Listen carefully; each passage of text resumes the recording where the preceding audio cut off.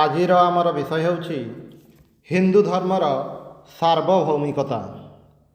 Chicago ଧର୍ମ ମହାସଭାରେ ସ୍ୱାମୀଜୀଙ୍କର ସାଫଲ୍ୟ ସମ୍ବାଦରେ ଆନନ୍ଦିତ ମାଡ୍ରାସବାସୀଙ୍କ ପକ୍ଷରୁ ପ୍ରଦତ୍ତ ଅଭିନନ୍ଦନ ପତ୍ରର ଉତ୍ତରରେ ଲିଖିତ।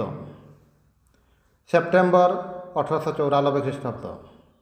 ସ୍ୱାମୀ ବିବେକାନନ୍ଦ ଲେଖୁଛନ୍ତି, ମାଡ୍ରାସ ନିବାସୀ ସ୍ୱଦେଶ ସ୍ୱଧର୍ମ ଅବଲମ୍ବୀ ବନ୍ଧୁଗଣ, ହିନ୍ଦୁ ଧର୍ମର ପ୍ରଚାର କାର୍ଯ୍ୟ ପାଇଁ ମୁଁ ଯାହା ଯେତିକି କରିଛି, ତୁମେମାନେ ଯେ ତାହାକୁ ଆଦରର ସହିତ ଅନୁମୋଦନ କରିଛ, ସେଥିପାଇଁ ମୁଁ ପରମ ଆହ୍ଲାଦିତ।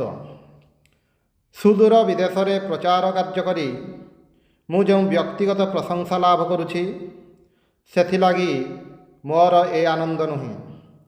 ହିନ୍ଦୁ ଧର୍ମ ପୁନରୁତ୍ଥାନରେ ଯେ ତୁମେମାନେ ଆନନ୍ଦିତ, ତାହା ହିଁ ମୋ ଆହ୍ଲାଦର ମୁଖ୍ୟ କାରଣ। ତୁମମାନଙ୍କ ଆଗ୍ରହରୁ ଏହା ସ୍ପଷ୍ଟ ପ୍ରମାଣିତ ହେଉଛି ଯେ, ଯଦ୍ୟପି ହତଭାଗ୍ୟ ଭାରତର ମସ୍ତକ ଉପରେ ବହୁବାର ବୈଦେଶିକ ଆକ୍ରମଣର ଝଡ଼ଝଞ୍ଜା ବହିଯାଇଛି, ଯଦ୍ୟପି ଶତ ଶତ ଶତାବ୍ଦୀ ଧରି ଆମର ନିଜର ଉପେକ୍ଷାରେ ଏବଂ ଆମର ବିଜେତାଗଣଙ୍କ ଅବଜ୍ଞା ଫଳରେ ଏହି ପ୍ରାଚୀନ ଆର୍ଯ୍ୟାବର୍ତ୍ତର ମହିମା ନିଶ୍ଚିତ ଭାବରେ ମ୍ଳାନ ହୋଇଛି, ଯଦ୍ୟପି ଶତ ଶତ ଶତାବ୍ଦୀ ବ୍ୟାପୀ ବନ୍ୟାରେ ହିନ୍ଦୁ ଧର୍ମ ପରି ସୌଧର ବହୁ ମହିମାମୟ ଅବଲମ୍ବନ ସ୍ତମ୍ଭ, ବହୁ ସୁନ୍ଦର ସୁନ୍ଦର ଖିଲାଣ ଓ ଅନେକ ଅପୂର୍ବ ପାର୍ଶ୍ୱ ପ୍ରସ୍ତର ଭାସିଯାଇଛି, ତଥାପି ଏହାର ଭିତ୍ତି ଅଟଳ ଓ ସନ୍ଧି ପ୍ରସ୍ତର ଅକ୍ଷୁଣ୍ଣ ଭାବରେ ବିରାଜମାନ। ଯେଉଁ ଆଧ୍ୟାତ୍ମିକ ଭିତ୍ତି ଉପରେ ହିନ୍ଦୁ ଜାତିର ଈଶ୍ୱର ଭକ୍ତି ଓ ସର୍ବଭୂତ ହିତୈଷଣା ରୂପ ଅପୂର୍ବ କୀର୍ତ୍ତିସ୍ତମ୍ଭ ସ୍ଥାପିତ, ତାହା ପୂର୍ବ ପରି ଅତୁଟ ଓ ଅବିଚଳିତ ଭାବରେ ବିଦ୍ୟମାନ। ଭାରତରେ ଓ ସମଗ୍ର ଜଗତରେ ଯାହାଙ୍କ ବାଣୀ ପ୍ରଚାର କରିବା ଲାଗି ଭାରପ୍ରାପ୍ତ ହୋଇ ମୁଁ ଧନ୍ୟ ହୋଇଛି, ମୁଁ ତାଙ୍କର ଅତି ଅନୁପଯୁକ୍ତ ଦାସମାତ୍ର। ତୁମେମାନେ ତାହାଙ୍କୁ ହିଁ ସାଦରେ ଗ୍ରହଣ କରିଛ। ତୁମମାନଙ୍କର ସ୍ୱାଭାବିକ ଅନ୍ତର୍ନିହିତ ଆଧ୍ୟାତ୍ମିକ ଶକ୍ତି ବଳରେ ସେଥିରେ ଓ ତାହାର ଉପଦେଶରେ ଥିବା ମହତୀ ଆଧ୍ୟାତ୍ମିକ ବନ୍ୟାର ପ୍ରଥମ ସ୍ଫୁଷ୍ଟ ଧ୍ୱନି ଶୁଣିଛ। ତାହା ନିଶ୍ଚିତ ଅନତି ଦୀର୍ଘ କାଳରେ ଭାରତରେ ଉପସ୍ଥିତ ହେବ। ଅନନ୍ତ ଶକ୍ତି ସ୍ରୋତରେ ଯାହା କିଛି ଦୁର୍ବଳ ଓ ଦୋଷଯୁକ୍ତ, ସେସବୁକୁ ଭସାଇ ନେବ। ଆଉ ହିନ୍ଦୁ ଜାତି ଶତ ଶତ ଶତାବ୍ଦୀ ଧରି ଯେଉଁ ନୀରବ ସହିଷ୍ଣୁତା ପ୍ରଦର୍ଶନ କରି ଆସିଛି, ତାହାର ପୁରସ୍କାର ସ୍ୱରୂପ ସେ ଜାତିକୁ ଅତୀତ ଅପେକ୍ଷା ଉଜ୍ଜ୍ୱଳତର ଗୌରବରେ ଭୂଷିତ କରି ତାର ବିଧି ନିର୍ଦ୍ଦିଷ୍ଟ ଉଚ୍ଚ ପଦବୀକୁ ଉନ୍ନୀତ କରିବ ଏବଂ ସମଗ୍ର ମାନବ ଜାତି ପାଇଁ ତାହାର ଯେଉଁ ବିଶେଷ ବ୍ରତ ଅର୍ଥାତ୍ ଆଧ୍ୟାତ୍ମିକ ପ୍ରକୃତି ସମ୍ପନ୍ନ ମାନବ ଜାତିର ବିକାଶ, ତାହା ମଧ୍ୟ ସମ୍ପାଦନ କରିବ। ହେ ଦାକ୍ଷିଣାତ୍ୟବାସୀ, ତୁମମାନଙ୍କ ନିକଟରେ ଆର୍ଯ୍ୟାବର୍ତ୍ତବାସୀଗଣ ବିଶେଷ ଋଣୀ। କାରଣ ଭାରତବର୍ଷରେ ଆଜି ଯେଉଁ ସବୁ ଶକ୍ତି କାର୍ଯ୍ୟ କରୁଛି, ସେଥିରୁ ଅଧିକାଂଶର ହିଁ ମୂଳ ଦାକ୍ଷିଣାତ୍ୟରେ।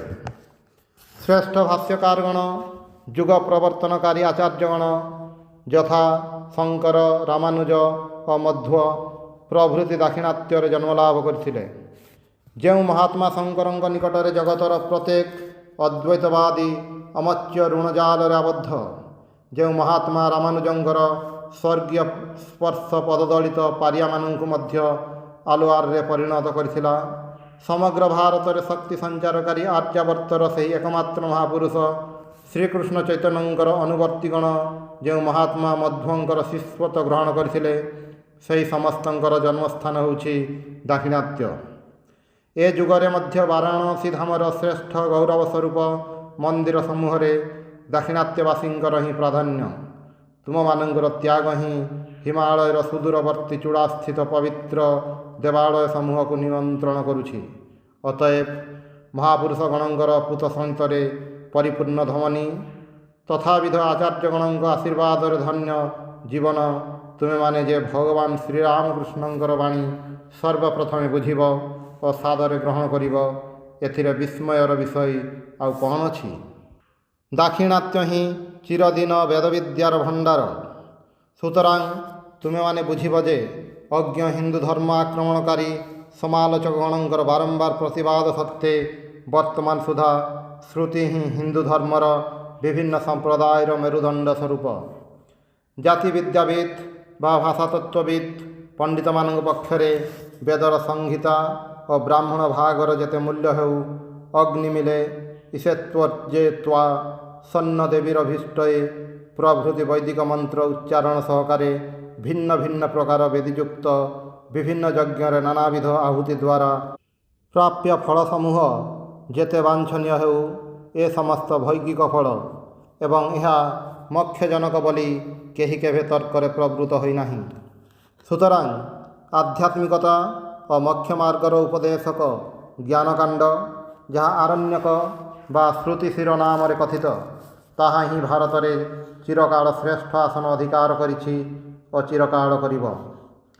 ସନାତନ ଧର୍ମର ନାନା ମତମତାନ୍ତର ରୂପକ ଗୋଲକ ଧନ୍ଦାରେ ଦିଗ୍ଭ୍ରାନ୍ତ ଏକମାତ୍ର ଯେଉଁ ଧର୍ମର ସାର୍ବଜନୀନ ଉପଯୋଗିତା, ତତ୍ପ୍ରଚାରିତ ଅଣରଣିୟାନ୍ ମୋହିତ ମହୀୟାନ୍ ବ୍ରହ୍ମର ଅବିକଳ ପ୍ରତିବିମ୍ବ ସ୍ୱରୂପ, ପୂର୍ବ ଭ୍ରାନ୍ତ ସଂସ୍କାରର ବଶବର୍ତ୍ତୀ ହୋଇ ତଦ୍ଧର୍ମ ମର୍ମବୋଧରେ ଅକ୍ଷମ, ଜଡ଼ବାଦ ସର୍ବସ୍ୱ ଜାତି ପାଖରୁ ଋଣସୂତ୍ରରେ ପ୍ରାପ୍ତ ଆଧ୍ୟାତ୍ମିକତାର ମାନଦଣ୍ଡ ଅବଲମ୍ବନ କରି ଅନ୍ଧକାରରେ ଅନ୍ୱେଷଣ ପରାୟଣ ଆଧୁନିକ ହିନ୍ଦୁ ଯୁବକ ତାଙ୍କର ପୂର୍ବପୁରୁଷଗଣଙ୍କର ଧର୍ମ ବୁଝିବାକୁ ବୃଥା ଚେଷ୍ଟା କରନ୍ତି ଏବଂ ହୁଏତ ସେହି ଚେଷ୍ଟାକୁ ଏକାବେଳକେ ପରିତ୍ୟାଗ କରି ଘୋର ଅଜ୍ଞବାଦୀ ହୋଇପଡ଼ନ୍ତି, ଅଥବା ସ୍ୱାଭାବିକ ଧର୍ମଭାବର ପ୍ରେରଣାରେ ପଶୁ ଜୀବନଯାପନରେ ଅସମର୍ଥ ହୋଇ ପ୍ରାଚ୍ୟଗନ୍ଧି ବିବିଧ ପାଶ୍ଚାତ୍ୟ ଜଡ଼ବାଦର ନିର୍ଯାସ ଅସାବଧାନ ଭାବରେ ପାନ କରନ୍ତି ଏବଂ ଶ୍ରୁତିର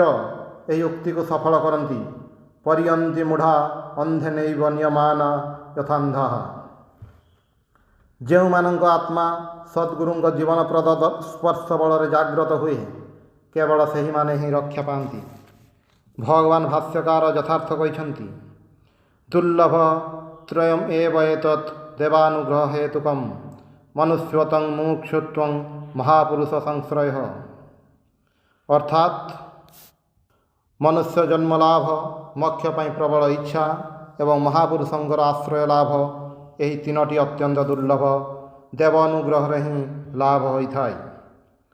ପରମାଣୁ, ଦ୍ୟଣୁକ, ତ୍ରସ, ରେଣୁ ପ୍ରଭୃତି ସମ୍ବନ୍ଧୀୟ ଅପୂର୍ବ ସିଦ୍ଧାନ୍ତ ପ୍ରସୂ ବୈଶେଷିକମାନଙ୍କର ସୂକ୍ଷ୍ମ ବିଚାର ସମୂହ ହେଉ, ଅଥବା ନୈୟାୟିକମାନଙ୍କର ଜାତିଦ୍ରବ୍ୟ ଗୁଣ ସମବାୟ ପ୍ରଭୃତି ବସ୍ତୁ ସମ୍ବନ୍ଧୀୟ ଅପୂର୍ବତର ବିଚାରାବଳୀ ହେଉ, ଅଥବା ପରିଣାମବାଦର ଜନକ ସ୍ୱରୂପ ସାଂଖ୍ୟମାନଙ୍କର ଗଭୀରତର ଚିନ୍ତାଧାରା ହିଁ ହେଉ, କିମ୍ବା ଏହି ବିଭିନ୍ନ ପ୍ରକାର ବିଶ୍ଳେଷଣାବଳୀର ସୁପକ୍ୱ ଫଳସ୍ୱରୂପ ବ୍ୟାସସୂତ୍ର ହେଉ, ମନୁଷ୍ୟ ମନର ଏହି ସମସ୍ତ ସଂଶ୍ଳେଷଣ ଓ ବିଶ୍ଳେଷଣର ଏକମାତ୍ର ଭିତ୍ତି ହେଉଛି ଶ୍ରୁତି। ଏପରିକି ବୌଦ୍ଧ ବା ଜୈନମାନଙ୍କର ଦାର୍ଶନିକ ଗ୍ରନ୍ଥାବଳୀରେ ମଧ୍ୟ ଶ୍ରୁତିର ସାହାଯ୍ୟ ପରିତ୍ୟକ୍ତ ହୋଇନାହିଁ। ଆଉ କେତେକ ବୌଦ୍ଧ ସମ୍ପ୍ରଦାୟରେ ଏବଂ ଜୈନଙ୍କର ଅଧିକାଂଶ ଗ୍ରନ୍ଥରେ ଶ୍ରୁତିର ପ୍ରାମାଣ୍ୟ ସମ୍ପୂର୍ଣ୍ଣ ଭାବରେ ସ୍ୱୀକୃତ ହୋଇଥାଏ। ତେବେ ସେମାନେ ଶ୍ରୁତିର କୌଣସି କୌଣସି ଅଂଶକୁ ବ୍ରାହ୍ମଣଗଣ କର୍ତ୍ତୃକ ପ୍ରକ୍ଷିପ୍ତ ବୋଲି ହିଂସକ ଶ୍ରୁତି ଆଖ୍ୟା ଦେଇଥାନ୍ତି ଓ ତାହାର ପ୍ରାମାଣ୍ୟ ସ୍ୱୀକାର କରନ୍ତି ନାହିଁ। ଏ ଯୁଗରେ ମଧ୍ୟ ସ୍ୱର୍ଗୀୟ ମହାତ୍ମା ସ୍ୱାମୀ ଦୟାନନ୍ଦ ସରସ୍ୱତୀ ଏତଦ୍ବିଧ ମତ ପୋଷଣ କରିଥିଲେ। ଯଦି କେହି ପ୍ରଶ୍ନ କରନ୍ତି, ପ୍ରାଚୀନ ତଥା ବର୍ତ୍ତମାନର ସମସ୍ତ ଭାରତୀୟ ଚିନ୍ତାଧାରାର କେନ୍ଦ୍ର କେଉଁଠାରେ? ଯଦି କେହି ନାନାବିଧ ଶାଖା ପ୍ରଶାଖା ବିଶିଷ୍ଟ ହିନ୍ଦୁ ଧର୍ମର ପ୍ରକୃତ ମେରୁଦଣ୍ଡ କେଉଁଠି ବୋଲି ଜାଣିବାକୁ ଚାହାନ୍ତି, ତାହେଲେ ଅବଶ୍ୟ ବ୍ୟାସସୂତ୍ରକୁ ହିଁ ଏହି କେନ୍ଦ୍ର ଓ ମେରୁଦଣ୍ଡ ବୋଲି ଦର୍ଶାଇ ଦିଆଯିବ। ହିମାଚଳସ୍ଥିତ ଅରଣ୍ୟାନୀର ହୃଦୟସ୍ତବ୍ଧକାରୀ ଗାମ୍ଭୀର୍ଯ୍ୟ ମଧ୍ୟରେ ସ୍ୱର୍ଣ୍ଣ ନଦୀର ଗଭୀର ଧ୍ୱନି ମିଶ୍ରିତ ଅଦ୍ୱୈତ କେଶରୀର ଅସ୍ଥିଭାତି ପ୍ରିୟ ରୂପ ବଜ୍ରଗମ୍ଭୀର ସ୍ୱର ହିଁ କେହି ଶ୍ରବଣ କରନ୍ତୁ, କିମ୍ବା ବୃନ୍ଦାବନର ମନୋହର କୁଞ୍ଜ ସମୂହରେ ପ୍ରିୟା ପ୍ରୀତମ କୂଜନ ଶ୍ରବଣ କରନ୍ତୁ, ବାରାଣସୀ ଧାମର ମଠ ସମୂହରେ ସାଧୁମାନଙ୍କ ସହିତ ଗଭୀର ଧ୍ୟାନରେ ଯୋଗ ଦିଅନ୍ତୁ, ବା ନଦିଆ ବିହାରୀ ଶ୍ରୀ ଗୌରାଙ୍ଗଙ୍କ ଭକ୍ତଗଣଙ୍କର ଉନ୍ମାଦ ନୃତ୍ୟରେ ଯୋଗଦାନ କରନ୍ତୁ, ବଡ଼ ଗଲେ ତେଙ୍ଗେଲେ ପ୍ରଭୃତି ଶାଖାଯୁକ୍ତ ବିଶିଷ୍ଟ ଅଦ୍ୱୈତ ମତାବଲମ୍ବୀ ଆଚାର୍ଯ୍ୟଗଣଙ୍କ ପଦପ୍ରାନ୍ତରୁ ଉପବେଶନ କରନ୍ତୁ, କିମ୍ବା मध्य संप्रदायर आचार्यगणଙ୍କ ବାକ୍ୟ ଶ୍ରଦ୍ଧା ସହକାରେ ଶ୍ରବଣ କରନ୍ତୁ। ଗୃହୀ ଶିଖମାନଙ୍କର ୱା ଗୁରୁଜୀ ଫତେ ରୂପକ ସମରବାଣୀ ଶୁଣନ୍ତୁ ବା ଉଦାସୀ ଓ ନିର୍ମଳପନ୍ଥୀଙ୍କ ଗ୍ରନ୍ଥ ସାହେବ ଉପଦେଶ ଗ୍ରହଣ କରନ୍ତୁ।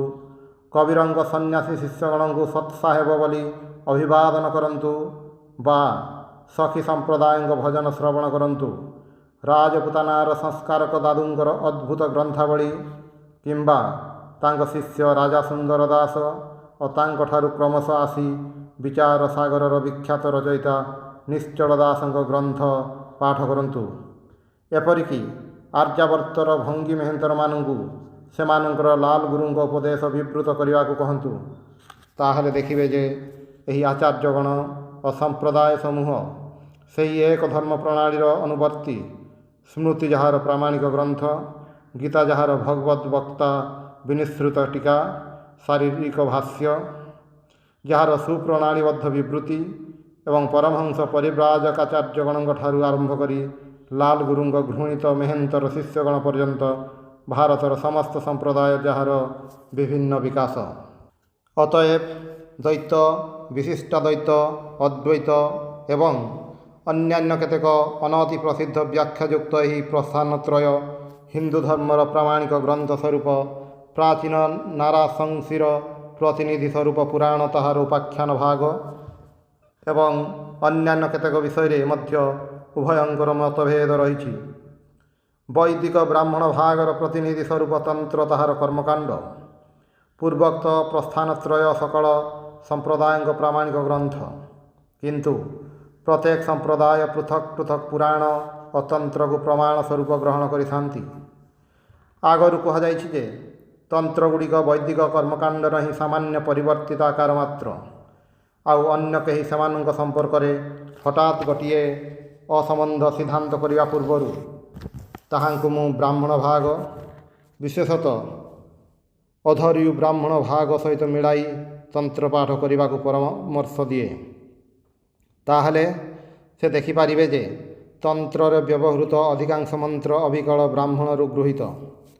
ଭାରତବର୍ଷରେ ତନ୍ତ୍ରର ପ୍ରଭାବ କିପରି ବୋଲି ପ୍ରଶ୍ନ ହେଲେ କୁହାଯାଇପାରେ ଯେ ଶ୍ରୌତ ଓ ସ୍ମାର୍ତ କର୍ମ ବ୍ୟତୀତ ହିମାଳୟଠାରୁ ଆରମ୍ଭ କରି କନ୍ୟାକୁମାରୀ ପର୍ଯ୍ୟନ୍ତ ସମୁଦାୟ ପ୍ରଚଳିତ କର୍ମକାଣ୍ଡ ଏହି ତନ୍ତ୍ରରୁ ହିଁ ଗୃହୀତ ଏବଂ ଏହା ଶାକ୍ତ, ବୈଷ୍ଣବ, ଶୈବ ପ୍ରଭୃତି ସମସ୍ତ ସମ୍ପ୍ରଦାୟଙ୍କ ଉପାସନା ପ୍ରଣାଳୀକୁ ନିୟମିତ କରିଥାଏ। ଅବଶ୍ୟ ମୁଁ ଏ କଥା କହୁନାହିଁ ଯେ ସକଳ ହିନ୍ଦୁ ହିଁ ତାଙ୍କର ସ୍ୱଧର୍ମର ଏହି ସମସ୍ତ ମୂଳ ସମ୍ବନ୍ଧରେ ସମ୍ପୂର୍ଣ୍ଣ ଭାବରେ ଅବଗତ ଅଛନ୍ତି। ଅନେକେ ବିଶେଷତଃ ନିମ୍ନବଙ୍ଗରେ ଏହି ସମ୍ପ୍ରଦାୟ ଓ ପ୍ରଣାଳୀ ସମୂହର ନାମ ପର୍ଯ୍ୟନ୍ତ ଶୁଣି ନାହାନ୍ତି। କିନ୍ତୁ ଜ୍ଞାତସାରରେ ହେଉ ବା ଅଜ୍ଞାତସାରରେ ହେଉ ପୂର୍ବୋକ୍ତ ତିନୋଟି ପ୍ରସ୍ଥାନର ଉପଦେଶ ଅନୁଯାୟୀ ସମସ୍ତ ହିନ୍ଦୁ ହିଁ ଚାଳିତ। ଅପର ଦିଗରେ ଯେଉଁ ଅଞ୍ଚଳରେ ହିନ୍ଦୀ ଭାଷା କଥିତ ହୁଏ ସେଠାର ଅତି ନିଚ ଜାତି ପର୍ଯ୍ୟନ୍ତ ନିମ୍ନବଙ୍ଗର ଅନେକ ଉଚ୍ଚତମ ଜାତି ଅପେକ୍ଷା ବୈଦାନ୍ତିକ ଧର୍ମ ସମ୍ବନ୍ଧରେ ଅଧିକ ଅଭିଜ୍ଞ। ଏହାର କାରଣ କ'ଣ? ମିଥିଳା ଭୂମିରୁ ନବଦ୍ୱୀପକୁ ଆନିତ ଶିରୋମଣି ଗଦାଧର ଜଗଦୀଶ ପ୍ରଭୃତି ମନୀଷୀଙ୍କ ପ୍ରତିଭାରେ ସଯତ୍ନେ ଲାଳିତ ଓ ପରିପୁଷ୍ଟ କେଉଁ କେଉଁ ବିଷୟରେ ସମସ୍ତ ଜଗତର ଅନ୍ୟାନ୍ୟ ସମୁଦାୟ ପ୍ରଣାଳୀ ଠାରୁ ଶ୍ରେଷ୍ଠ ଅପୂର୍ବ ସୁନିବଦ୍ଧ ବାକ୍ଶିଳ୍ପରେ ରଚିତ ତର୍କ ପ୍ରଣାଳୀର ବିଶ୍ଳେଷଣ ସ୍ୱରୂପ ବଙ୍ଗଦେଶୀୟ ନ୍ୟାୟଶାସ୍ତ୍ର ହିନ୍ଦୁସ୍ଥାନର ସର୍ବତ୍ର ଶ୍ରଦ୍ଧାର ସହିତ ପଠିତ ହୋଇଥାଏ। କିନ୍ତୁ ଦୁଃଖର କଥା ଯେ ବଙ୍ଗବାସୀମାନଙ୍କର ବେଦଚର୍ଚ୍ଚାରେ ଯତ୍ନ ନଥିଲା। ଏପରିକି କେତେକ ବର୍ଷ ପୂର୍ବେ ପତଞ୍ଜଳିଙ୍କର ମହାଭାଷ୍ୟ ପଢ଼ାଇ ପାରିବେ ଏପରି କେହି ବଙ୍ଗଦେଶରେ ନଥିଲେ କହିଲେ ଚଳେ। କେବଳ ଥରେ ମାତ୍ର ଏକ ମହତୀ ପ୍ରତିଭା ସେହି ଅବଚ୍ଛିନ୍ନ ଅବଚ୍ଛେଦକ ଜାଲ ଛେଦନ କରି ଉତ୍ଥିତ ହୋଇଥିଲେ ଭଗବାନ ଶ୍ରୀକୃଷ୍ଣ ଚୈତନ୍ୟ। ସେହି ଥରଟିଏ ମାତ୍ର ବଙ୍ଗର ଆଧ୍ୟାତ୍ମିକ ତନ୍ଦ୍ରାଭଙ୍ଗ ହୋଇଥିଲା। କେତେ ଦିନ ପାଇଁ ତାହା ଭାରତର ଅପରାପର ପ୍ରଦେଶର ଧର୍ମ ଜୀବନରେ ସହଭାଗୀ ହୋଇଥିଲା। ଗୋଟିଏ ବିସ୍ମୟର ବିଷୟ ଏହି, ଶ୍ରୀ ଚୈତନ୍ୟ ଜଣେ ଭାରତୀଙ୍କ ନିକଟରୁ ସନ୍ନ୍ୟାସ ଗ୍ରହଣ କରିଥିଲେ, ସୁତରାଂ ଭାରତୀ ଥିଲେ ସତ୍ୟ। କିନ୍ତୁ ମାଧବେନ୍ଦ୍ର ପୁରୀଙ୍କ ଶିଷ୍ୟ ଈଶ୍ୱର ପୁରୀ ହିଁ ପ୍ରଥମେ ତାହାଙ୍କର ଧର୍ମ ପ୍ରତିଭା ଜାଗ୍ରତ କରିଦେଇଥିଲେ। ଯେପରିକି ବୋଧହୁଏ ପୁରୀ ସମ୍ପ୍ରଦାୟ ବଙ୍ଗଦେଶରେ ଆଧ୍ୟାତ୍ମିକତା ଜାଗ୍ରତ କରିବାକୁ ବିଧାତା କର୍ତ୍ତୃକ ନିର୍ଦ୍ଦିଷ୍ଟ। ଭଗବାନ ଶ୍ରୀରାମକୃଷ୍ଣ ତୋତାପୁରୀଙ୍କ ନିକଟରୁ ସନ୍ନ୍ୟାସ ଆଶ୍ରମ ଗ୍ରହଣ କରିଥିଲେ। ଶ୍ରୀ ଚୈତନ୍ୟ ବ୍ୟାସ ସୂତ୍ରର ଯେଉଁ ଭାଷ୍ୟ ଲେଖିଥିଲେ ତାହା ହୁଏତ ନଷ୍ଟ ହୋଇଯାଇଛି କିମ୍ବା ଏପର୍ଯ୍ୟନ୍ତ ତାହାର ସନ୍ଧାନ ମିଳିନାହିଁ। ତାଙ୍କର ଶିଷ୍ୟମାନେ ଦାକ୍ଷିଣାତ୍ୟର ମାଧ୍ୟ ସମ୍ପ୍ରଦାୟ ସହିତ ଯୋଗ ଦେଲେ। କ୍ରମଶଃ ରୂପ ସନାତନ, ଜୀବ ଗୋସ୍ୱାମୀ ପ୍ରଭୃତି ମହାପୁରୁଷଗଣଙ୍କ ଆସନ ବାବାଜୀମାନେ ଅଧିକାର କରିନେଲେ। ଫଳରେ ଶ୍ରୀ ଚୈତନ୍ୟଙ୍କର ମହାନ ସମ୍ପ୍ରଦାୟ କ୍ରମଶଃ ଧ୍ୱଂସାଭିମୁଖୀ ହେଉଥିଲା। କିନ୍ତୁ ଆଜିକାଲି ତାହାର ପୁନଃ ଅଭ୍ୟୁତ୍ଥାନର ଚିହ୍ନ ଦେଖାଯାଉଛି। ଆଶା କରେ ତାହା ପୁଣି ଆପଣାର ଲୁପ୍ତ ଗୌରବ ପୁନରୁଦ୍ଧାର କରିବ। ସମୁଦାୟ ଭାରତରେ ଶ୍ରୀ ଚୈତନ୍ୟଙ୍କ ପ୍ରଭାବ ଲକ୍ଷିତ ହୁଏ। ଯେଉଁଠାରେ ଲୋକେ ଭକ୍ତିମାର୍ଗ ଜାଣନ୍ତି ସେହିଠାରେ ହିଁ ତାଙ୍କରି ବିଷୟ ଲୋକେ ଆଦରପୂର୍ବକ ଚର୍ଚ୍ଚା କରିଥାନ୍ତି ଓ ତାଙ୍କର ପୂଜା କରନ୍ତି। ମୋର ବିଶ୍ୱାସ କରିବାର ଅନେକ କାରଣ ଅଛି ଯେ ସମୁଦାୟ ବଲ୍ଲଭାଚାର୍ଯ୍ୟ ସମ୍ପ୍ରଦାୟ ଶ୍ରୀ ଚୈତନ୍ୟ ସମ୍ପ୍ରଦାୟର ଶାଖା ବିଶେଷ ମାତ୍ର। କିନ୍ତୁ ତାଙ୍କର ପ୍ରଭାବ ଏପର୍ଯ୍ୟନ୍ତ କିପରି ସମଗ୍ର ଭାରତରେ କାର୍ଯ୍ୟ କରୁଛି ତାହା ତାଙ୍କର ତଥାକଥିତ ବଙ୍ଗୀୟ ଶିଷ୍ୟମାନେ ଜାଣନ୍ତି। ଆଉ କିପରି ବା ଜାଣିବେ? ଶିଷ୍ୟଗଣ ଆସନାରୂଢ଼ ହୋଇଛନ୍ତି, କିନ୍ତୁ ସେ ନଗ୍ନ ପାଦରେ ଭାରତର ଦ୍ୱାର ଦ୍ୱାର ବୁଲି ଆଚଣ୍ଡାଳଙ୍କୁ ଭଗବାନଙ୍କ ପ୍ରତି ପ୍ରେମ ସମ୍ପନ୍ନ ହେବା ଲାଗି ଭିକ୍ଷା କରିଥିଲେ। ଯେଉଁ ଅଦ୍ଭୁତ ଓ ଅଶାସ୍ତ୍ରୀୟ କୁଳଗୁରୁ ପ୍ରଥା ବଙ୍ଗଦେଶ ଓ ବିଶେଷ ଭାବରେ ବଙ୍ଗଦେଶରେ ହିଁ ପ୍ରଚଳିତ, ତାହା ମଧ୍ୟ ଭାରତର ଅନ୍ୟାନ୍ୟ ପ୍ରଦେଶର ଧର୍ମ ଜୀବନରୁ ପୃଥକ୍ ରହିବାର ଅନ୍ୟ ଏକ କାରଣ। ସର୍ବପ୍ରଧାନ କାରଣ ଏହି ଯେ ବଙ୍ଗଦେଶ ଏପର୍ଯ୍ୟନ୍ତ ଯେଉଁମାନେ ସର୍ବୋଚ୍ଚ ଭାରତୀୟ ଆଧ୍ୟାତ୍ମିକ ସାଧନାର ପ୍ରତିନିଧି ଓ ଭଣ୍ଡାର ସ୍ୱରୂପ ସେହି ସନ୍ନ୍ୟାସୀ ସମ୍ପ୍ରଦାୟଙ୍କର ଜୀବନରୁ କେବେ ହେଲେ ଶକ୍ତି ପ୍ରାପ୍ତ ହୋଇନାହିଁ। ବଙ୍ଗର ଉଚ୍ଚବର୍ଣ୍ଣର ଲୋକେ ତ୍ୟାଗ ପସନ୍ଦ କରନ୍ତି ନାହିଁ। ସେମାନଙ୍କର ଝୁଙ୍କ ଭୋଗ ଆଡ଼କୁ। ସେମାନେ କିପରି ଆଧ୍ୟାତ୍ମିକ ବିଷୟରେ ଗଭୀର ଅନ୍ତର୍ଦୃଷ୍ଟି ଲାଭ କରିପାରିବେ? ତ୍ୟାଗେ ନୈକ ଅମୃତତ୍ୱ ମାନସୁ, ଅନ୍ୟ ପ୍ରକାରରେ କିପରି ସମ୍ଭବ ହେବ? ଅପର ଦିଗରେ ସମୁଦାୟ ହିନ୍ଦୀଭାଷୀ ଭାରତରେ ବହୁ ସୁଦୂରବ୍ୟାପୀ ପ୍ରଭାବ ସମ୍ପନ୍ନ ମହାତ୍ୟାଗୀ ଆଚାର୍ଯ୍ୟଗଣ କ୍ରମାନ୍ୱୟ ଭାବରେ ବେଦାନ୍ତର ଭାବଧାରା ପ୍ରତ୍ୟେକ ଗୃହରେ ପ୍ରଚାର କରିଯାଇଛନ୍ତି।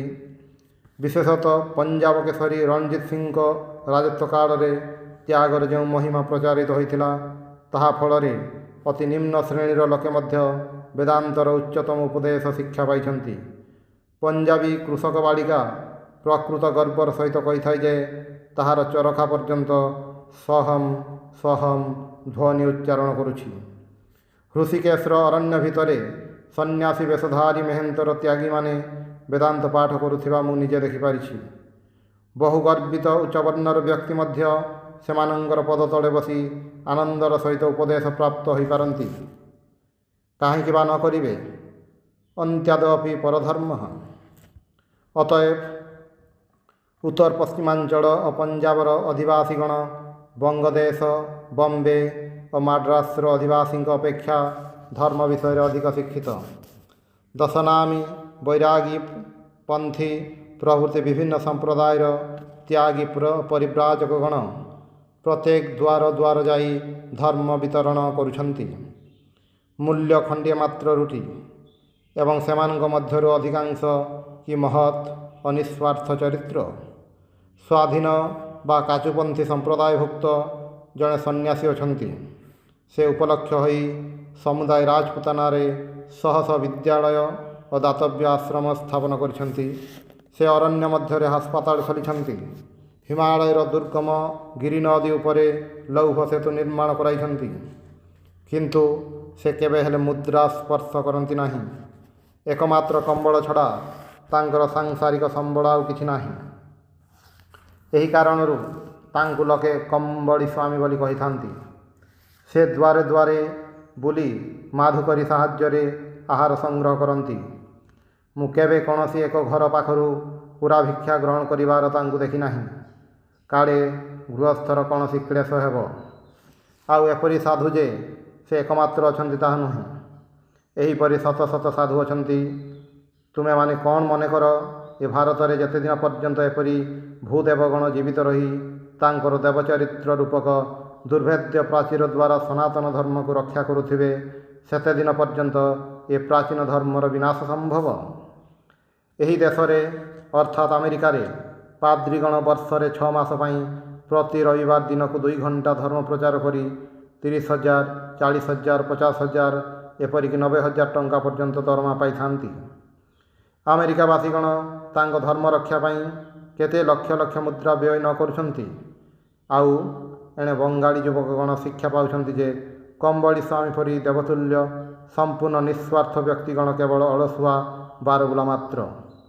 ମଦ୍ଭକ୍ତାନାଞ୍ଚ ଏ ଭକ୍ତାସ୍ତେ ମେ ଭକ୍ତ ତମାମତାଃ। ଏକ ଚୂଡ଼ାନ୍ତ ଦୃଷ୍ଟାନ୍ତ ନିଆଯାଉ। ଜଣେ ଅତି ଅଜ୍ଞ ବୈରାଗୀଙ୍କ କଥା ବିଚାର କରନ୍ତୁ।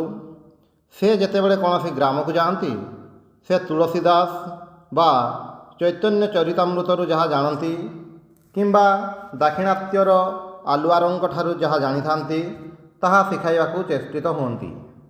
ଏହାଦ୍ୱାରା କ'ଣ କିଛି ଉପକାର ହେଉନାହିଁ? ଆଉ ଏହି ସମୁଦାୟର ବିନିମୟରେ ତାଙ୍କର ପ୍ରାପ୍ୟ ଖଣ୍ଡିଏ ରୁଟି ଓ ଗୋଟିଏ କୌପିନ ମାତ୍ର। ଏମାନଙ୍କୁ ନିର୍ଦ୍ଦୟ ଭାବରେ ସମାଲୋଚନା କରିବା ପୂର୍ବରୁ ଭ୍ରାତୃଗଣ ଥରେ ଚିନ୍ତା କର, ତୁମେମାନେ ସ୍ୱଦେଶବାସୀଗଣଙ୍କ ପାଇଁ କ'ଣ କରିଛ? ଯେଉଁମାନଙ୍କ ବ୍ୟୟରେ ତୁମେମାନେ ଶିକ୍ଷା ପାଇଛ, ଯାହାଙ୍କୁ ଶୋଷଣ କରି ତୁମମାନଙ୍କର ପଦଗୌରବ ରକ୍ଷା କରାହୁଏ ଏବଂ ବାବାଜୀଗଣ କେବଳ ବାରବୁଲା ମାତ୍ର ଏହି ଶିକ୍ଷା ଦେବା ପାଇଁ ତୁମର ଶିକ୍ଷକମାନଙ୍କୁ ବେତନ ଦେବାକୁ ପଡ଼େ। ଆମର କେତେକ ସ୍ୱଦେଶୀ ବଙ୍ଗବାସୀ ହିନ୍ଦୁ ଧର୍ମର ଏହି ପୁନରୁତ୍ଥାନକୁ ହିନ୍ଦୁ ଧର୍ମର ନୂତନ ବିକାଶ ବୋଲି କହି ସମାଲୋଚନା କରିଥାନ୍ତି। ସେମାନେ ତାହାକୁ ନୂତନ ବୋଲି ଆଖ୍ୟା ଦେଇପାରନ୍ତି, କାରଣ ହିନ୍ଦୁ ଧର୍ମ ତ ଏହି ଅଳ୍ପ ଦିନ ହେଲା ବଙ୍ଗ ଦେଶରେ ପ୍ରବେଶ କରିଛି।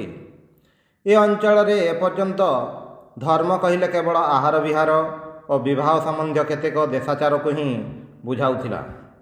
ରାମକୃଷ୍ଣ ଶିଷ୍ୟମାନେ ହିନ୍ଦୁ ଧର୍ମର ଯେଉଁ ଭାବ ସମଗ୍ର ଭାରତରେ ପ୍ରଚାର କରୁଛନ୍ତି, ତାହା ସତ୍ଶାସ୍ତ୍ର ଦ୍ୱାରା ଅନୁବୋଦିତ କି ନୁହେଁ, ସେ ଗୁରୁତର ପ୍ରଶ୍ନ ଏ କ୍ଷୁଦ୍ର ପତ୍ରରେ ବିଚାର କରିବା ସମ୍ଭବ ନୁହେଁ। ତେବେ ମୁଁ ମୋର ସମାଲୋଚକଙ୍କୁ ଏଠାରେ କେତୋଟି ସୂଚନା ମାତ୍ର ଦେଉଛି। ଆମ ଭାବଧାରା ବୁଝିବା ଦିଗରେ ଏହା ତାଙ୍କୁ ସାହାଯ୍ୟ କରିବ। ପ୍ରଥମତଃ, ମୁଁ କୌଣସି କାଳେ ଏପରି ଯୁକ୍ତି କରିନାହିଁ ଯେ କୃତିବାସ ଓ କାଶୀଦାସଙ୍କ ଗ୍ରନ୍ଥରୁ ହିନ୍ଦୁ ଧର୍ମର ଯଥାର୍ଥ ଧାରଣା ମିଳିପାରେ। ଯଦିବା ସେମାନଙ୍କ ବାଣୀ ଅମୃତ ସମାନ ଓ ତାହା ଯେଉଁମାନେ ଶ୍ରବଣ କରନ୍ତି ସେମାନେ ପୁଣ୍ୟବାନ। ହିନ୍ଦୁ ଧର୍ମ ଜାଣିବାକୁ ହେଲେ ବେଦ ଓ ଦର୍ଶନର ଅଧ୍ୟୟନ କରିବାକୁ ହେବ ଏବଂ ସମଗ୍ର ଭାରତର ପ୍ରଧାନ ପ୍ରଧାନ ଧର୍ମ ଆଚାର୍ଯ୍ୟ ଓ ତାଙ୍କ ଶିଷ୍ୟଗଣଙ୍କ ଉପଦେଶାବଳୀ ଜାଣିବାକୁ ହେବ। ଭ୍ରାତୃଗଣ, ଯଦି ତୁମେମାନେ ଗୌତମ ସୂତ୍ରରୁ ଆରମ୍ଭ କରି ବାତ୍ସାୟନ ଭାଷ୍ୟର ଆଲୋକରେ ଆପ୍ତ ସଂକ୍ରାନ୍ତରେ ତାଙ୍କର ମତ ପାଠ କର, ଶବର ଓ ଅନ୍ୟାନ୍ୟ ଭାଷ୍ୟକାରଗଣଙ୍କ ସାହାଯ୍ୟରେ ଯଦି ମୀମାଂସକଗଣଙ୍କ ମତ ଆଲୋଚନା କର, ଅଲୌକିକ ପ୍ରତ୍ୟକ୍ଷ ଓ ଆପ୍ତ ସମ୍ପର୍କରେ ସେମାନଙ୍କର ଅଭିମତ ଅନୁଧ୍ୟାନ କରିବା ସଙ୍ଗେ ସଙ୍ଗେ ସମସ୍ତେ ଆପ୍ତ ହୋଇପାରନ୍ତି କି ନାହିଁ ଏବଂ ଏହିପରି ଆପ୍ତମାନଙ୍କର ବାକ୍ୟ ବୋଲି ଯେ ବେଦର ପ୍ରାମାଣ୍ୟ, ସେହି ସଂକ୍ରାନ୍ତ ମତ ଯଦି ଅଧ୍ୟୟନ କର, ଯଦି ତୁମେମାନେ ତୁମମାନଙ୍କର ମହୀଧରକୃତ ଯଜୁର୍ବେଦ ଭାଷ୍ୟର ଉପକ୍ରମଣିକା ଦେଖିବା ଅବକାଶ ପାଅ, ତାହେଲେ ଦେଖିପାରିବ ମାନବର ଆଧ୍ୟାତ୍ମିକ ଜୀବନ ଓ ବେଦର ନିୟମାବଳୀ ସମ୍ପର୍କରେ ବହୁ ସୁନ୍ଦର ସୁନ୍ଦର ବିଚାର ରହିଛି। ସେମାନେ ତେଣୁ ସିଦ୍ଧାନ୍ତ କରି ଯାଇଛନ୍ତି ଯେ ବେଦ ଅନାଦି ଓ ଅନନ୍ତ। ସୃଷ୍ଟିର ଅନାଦିତ୍ୱ ମତ ସମ୍ପର୍କରେ ଏତିକି କହିବାର କଥା ଯେ ଏ ମତ କେବଳ ହିନ୍ଦୁ ଧର୍ମର ନୁହେଁ, ବୌଦ୍ଧ ଓ ଜୈନ ଧର୍ମର ମଧ୍ୟ ତାହା ଏକ ପ୍ରଧାନ ଭିତ୍ତି। ବର୍ତ୍ତମାନ ଭାରତର ସମସ୍ତ ସମ୍ପ୍ରଦାୟଙ୍କୁ ମୋଟାମୋଟି ଭାବେ ଜ୍ଞାନମାର୍ଗୀ ବା ଭକ୍ତିମାର୍ଗୀ ବୋଲି ଶ୍ରେଣୀବଦ୍ଧ କରାଯାଇପାରେ। ଯଦି ତୁମେମାନେ ଶ୍ରୀ ଶଙ୍କରାଚାର୍ଯ୍ୟଙ୍କ ଦ୍ୱାରା ରଚିତ ଶାରୀରିକ ଭାଷ୍ୟର ଉପକ୍ରମଣିକା ପାଠ କର, ତାହେଲେ ଦେଖିପାରିବ ଯେ ସେଥିରେ ଜ୍ଞାନର ନିରପେକ୍ଷତା ସମ୍ପୂର୍ଣ୍ଣ ଭାବେ ବିଚାର କରାଯାଇଛି ଏବଂ ଏହି ସିଦ୍ଧାନ୍ତ ଦିଆଯାଇଛି ଯେ ବ୍ରହ୍ମାନୁଭୂତି ଓ ମୋକ୍ଷ କୌଣସି ପ୍ରକାର ଅନୁଷ୍ଠାନ, ମତ, ବର୍ଣ୍ଣ, ଜାତି ବା ସମ୍ପ୍ରଦାୟ ଉପରେ ନିର୍ଭର କରେ ନାହିଁ। ଯେକୌଣସି ବ୍ୟକ୍ତି ସାଧନ ଚତୁଷ୍ଟୟ ସମ୍ପନ୍ନ, ସେ ହିଁ ଏହାର ଅଧିକାରୀ। ସାଧନ ଚତୁଷ୍ଟୟ ସମ୍ପୂର୍ଣ୍ଣ ଚିତ୍ତଶୁଦ୍ଧିକର କେତୋଟି ଅନୁଷ୍ଠାନ ମାତ୍ର। ଭକ୍ତି ମାର୍ଗ ସମ୍ପର୍କରେ ବକ୍ତବ୍ୟ ହେଉଛି ଯେ ମୁକ୍ତି ପାଇଁ ଜାତି ବା ଲିଙ୍ଗ ଭେଦରେ କିଛି ଯାଇ ଆସେ ନାହିଁ, ଏପରିକି ମନୁଷ୍ୟ ଜନ୍ମ ପର୍ଯ୍ୟନ୍ତ ଅନାବଶ୍ୟକ। ସେଥିପାଇଁ ପ୍ରୟୋଜନ କେବଳ ଭକ୍ତି। ଭକ୍ତି ମାର୍ଗର ବହୁ ଆଚାର୍ଯ୍ୟ ଏହା କହିଛନ୍ତି ଏବଂ ବଙ୍ଗାଳୀ ସମାଲୋଚକମାନେ ମଧ୍ୟ ଏହା ଭଲ କରି ଜାଣନ୍ତି। ଜ୍ଞାନ ଓ ଭକ୍ତି ସର୍ବତ୍ର ନିରପେକ୍ଷ ବୋଲି ପ୍ରଚାରିତ ହୋଇଛି। ତେଣୁ କୌଣସି ଆଚାର୍ଯ୍ୟ କେବେ କହିନାହାନ୍ତି ଯେ ମୁକ୍ତି ଲାଭରେ କୌଣସି ବିଶେଷ ମତାବଲମ୍ବୀ, ବିଶେଷ ବର୍ଣ୍ଣ ବା ବିଶେଷ ଜାତିର ହିଁ ଅଧିକାର ରହିଛି। ଏ ସମ୍ପର୍କରେ ଅନ୍ତରାଚାପି ତୁ ତଦୃଷ୍ଟେ ନାମକ ବେଦାନ୍ତ ସୂତ୍ର ଉପରେ ଶଙ୍କର, ରାମାନୁଜ ଓ ମଧ୍ୱକୃତ ଭାଷ୍ୟ ପାଠ କର।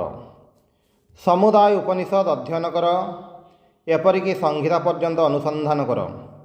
କୌଣସି ସ୍ଥାନରେ ଅନ୍ୟାନ୍ୟ ଧର୍ମ ପରି ମୋକ୍ଷର ସଂକୀର୍ଣ୍ଣ ଭାବ ପାଇବ ନାହିଁ। ଅପର ଧର୍ମ ପ୍ରତି ସହାନୁଭୂତିର ଭାବ ସର୍ବତ୍ର ହିଁ ରହିଛି। ଏପରିକି ଅଧ୍ୱର୍ୟୁର୍ବେଦ ସଂହିତା ଭାଗର ৪୪ ଅଧ୍ୟାୟର ୩ୟ ବା ୪ର୍ଥ ଶ୍ଲୋକରେ ଅଛି, ନ ବୃଦ୍ଧିଭେଦଂ ଜନୟେତ୍ ଅଜ୍ଞାନଂ କର୍ମସଙ୍ଗିନାଂ।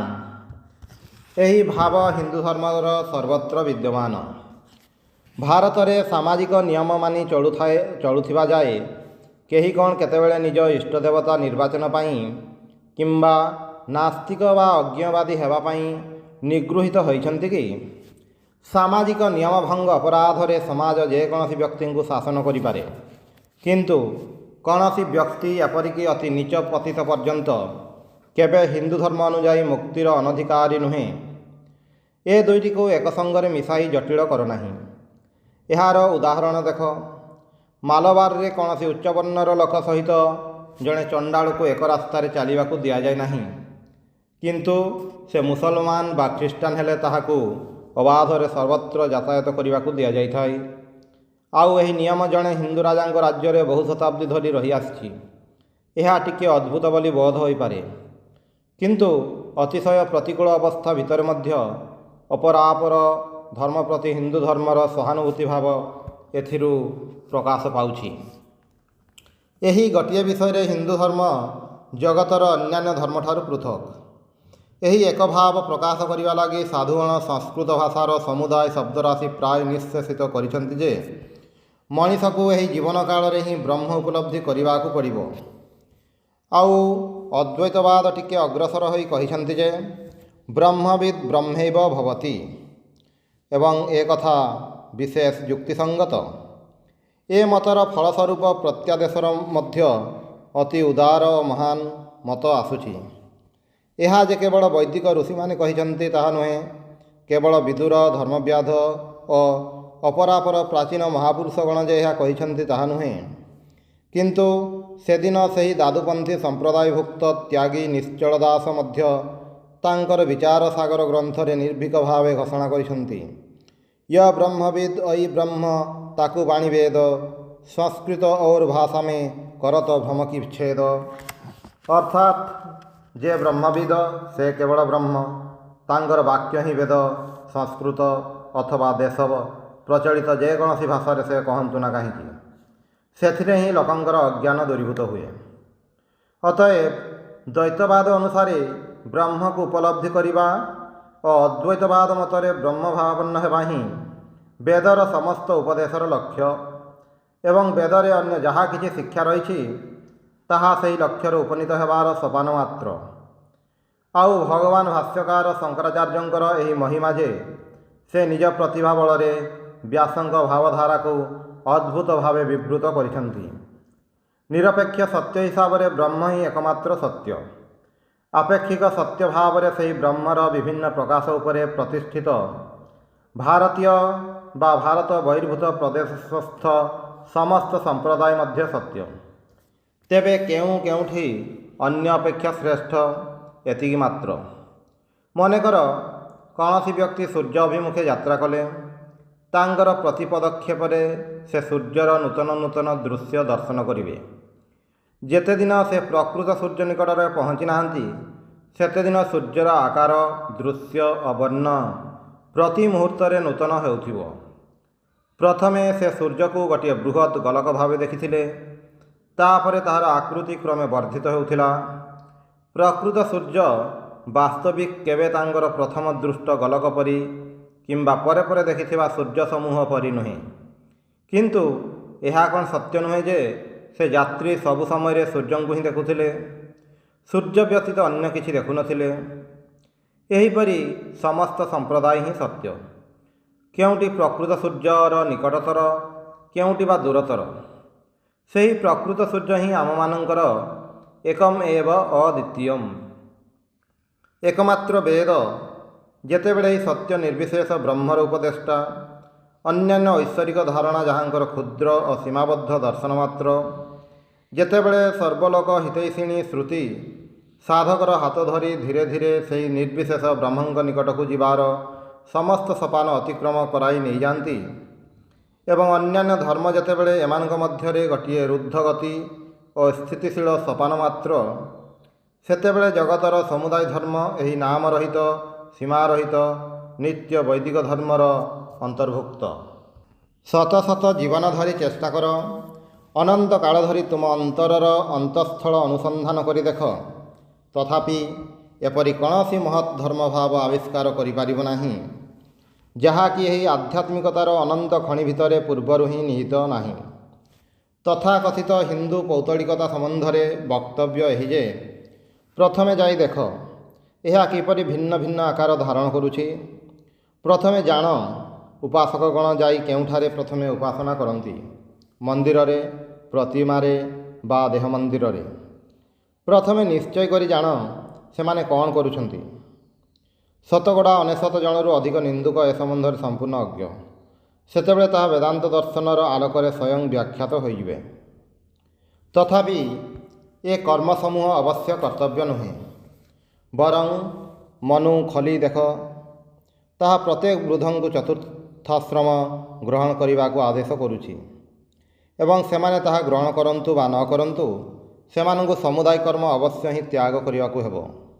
ସର୍ବତ୍ର ହିଁ ଏହା ପୁନଃ ପୁନଃ କୁହାଯାଇଛି ଯେ ଏହି ସମୁଦାୟ କର୍ମ ଜ୍ଞାନରେ ସମାପ୍ତ ହୁଏ, ଜ୍ଞାନେ ପରିସମାପ୍ୟତେ।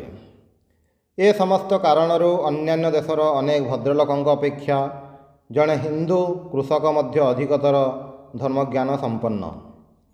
ମୋର ବକ୍ତୃତାରେ ୟୁରୋପୀୟ ଦର୍ଶନ ଓ ଧର୍ମର ଅନେକ ଶବ୍ଦ ବ୍ୟବହାର ଯୋଗୁଁ କୌଣସି ବନ୍ଧୁ ସମାଲୋଚନା ଛଳରେ ଅନୁଯୋଗ କରିଛନ୍ତି। ସଂସ୍କୃତ ଶବ୍ଦ ବ୍ୟବହାର କରିପାରିଲେ ମୋର ପରମ ଆନନ୍ଦ ହୁଅନ୍ତା।